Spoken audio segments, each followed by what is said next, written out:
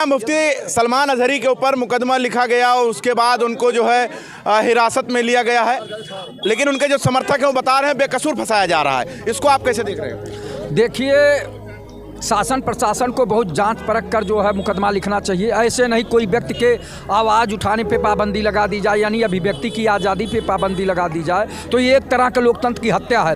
व्यक्ति क्या कहता है, जैसे मैंने तो बहुत लोगों को अपने साथियों में इस तरह के आम भाषा में बातचीत करने वो भी तो करते देखा है, लेकिन वो तो शायद किसी शायर की लिखी हुई शायरी पढ़े हैं, तो उनके ऊपर इस तरह का जो है मुकदमा नहीं लगाना चाहिए था। वो पहले तो उनका कोई भी भाषण विवादित नजर नहीं आया, चुनाव से पहले ही उनका भाषण विवादित क्यों नजर आने लगा? अबे सरकार जो है हिंदू मुसलमान करा के चुनाव कराना चाहती है, जीतना चाहती है, ये उसकी भावना है, लेकिन ऐसा नहीं होना चाहिए।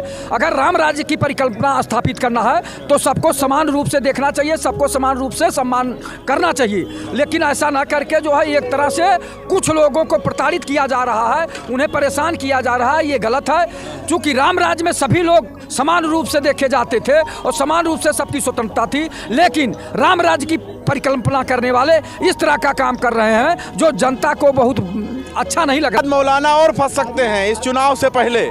अगर बोलना है किसी भारतीय जनता पार्टी या किसी धर्माचार्य को और पॉलिटिकली बोलना है तो असदुद्दीन ओवैसी और अकबरुद्दीन ओवैसी के खिलाफ बोल के देख लें।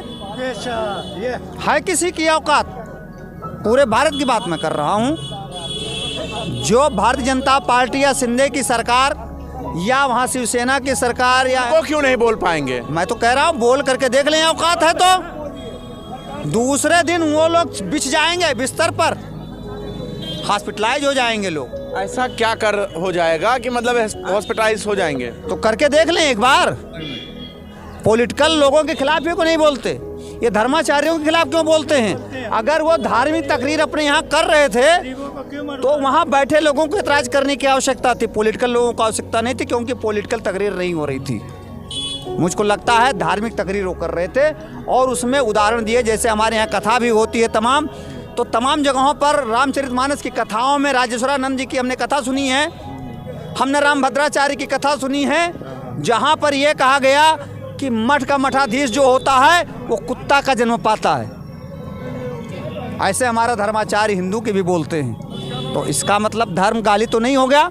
कुत्ता सबके घर में पाला जाता है, अपने बच्चे का पालन पोषण करने के लिए मैड रखी जाती है और कुत्ते के बच्चे को पालने के लिए लोग उसकी टट्टी स्वयं साफ करते हैं। तो कुत्ता होना छोटी बात तो नहीं है।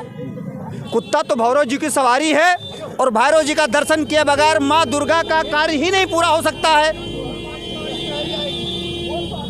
अगर मुफ्ती ने जो बात कही है गलत नहीं कही है, इसमें वो किस परिप्रेक्ष्य में उदाहरण दिया उन्होंने, अपने मानने वालों के बीच में तकरीर कर रहे थे, तो इसे पॉलिटिकल नहीं बनाया जाना चाहिए और निश्चित तौर पर कोर्ट भी उनको छोड़ेगी इस मसले पर। अगर वो पब्लिकली पॉलिटिकली कोई बात कर रहे थे, भड़काऊ भाषण कहीं दे रहे होते, अगर उन्होंने उदाहरण के तौर पर यूज किया है तो ये कोई गलत तो उन्होंने